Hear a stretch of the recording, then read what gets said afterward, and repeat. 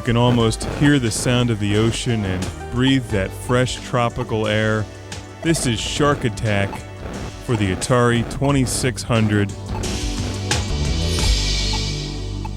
And at first glance, this might seem like a cheap knockoff of Pac Man mixed with Jaws.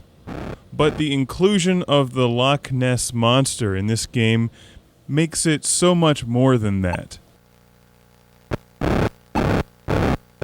I'll read a passage from the instruction manual.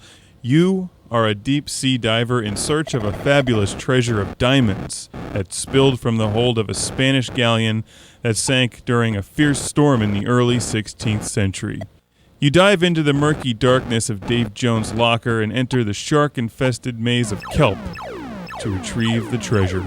You know your mission is rife with danger, the menace of the man-eating sharks that patrol the kelp beds, and the legendary Loch-Ness Monster, a beast that will pursue you relentlessly if you dare invade its territory.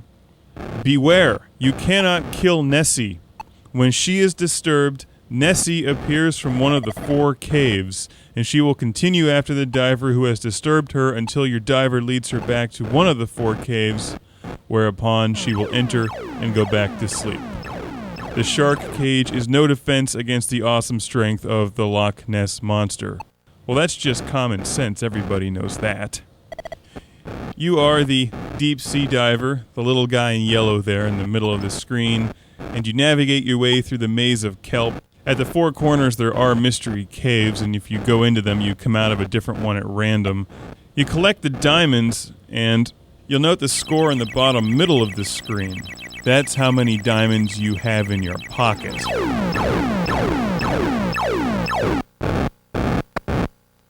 But to actually score in the game, you have to take those diamonds back to your shark cage and insert them into that green block thing.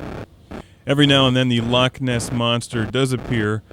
Looks more like a sea urchin to me, but who really knows what the Loch-Ness Monster looks like, because all the photographs we've seen have been staged.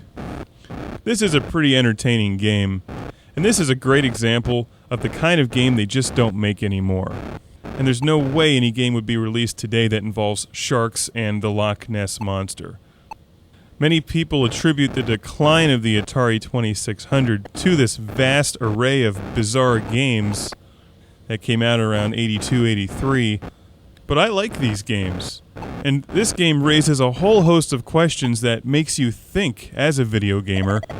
First of all, what the f*** is the Loch-Ness Monster doing in the tropics? He's supposed to be in Scotland. Perhaps he needed to collect some diamonds to spend on whiskey. Also, the shark will eat the diamonds if it swims past them, and if it swims past the shark cage, it'll steal 1 diamond out of your shark cage at a time. Just 1. Not the whole thing, just 1.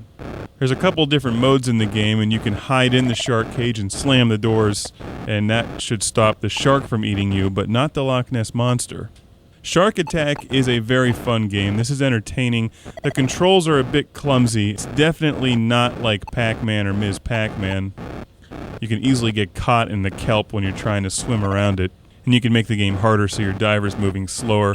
It gets tough after a while because the shark starts speeding up to a torpedo speed, and it's hard to get out of its way. But all in all, Shark Attack is a solid game, and if you like Atari games and you haven't played this one, it's definitely worth picking up.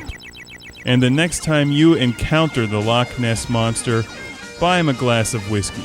Also, when he's trying to eat you, he's much easier to evade if he's smashed out of his mind and swimming into walls and stuff. I think they would have put that in this video game, except that was much more difficult to program on the 2600. It was easier just to come up with the secret caves.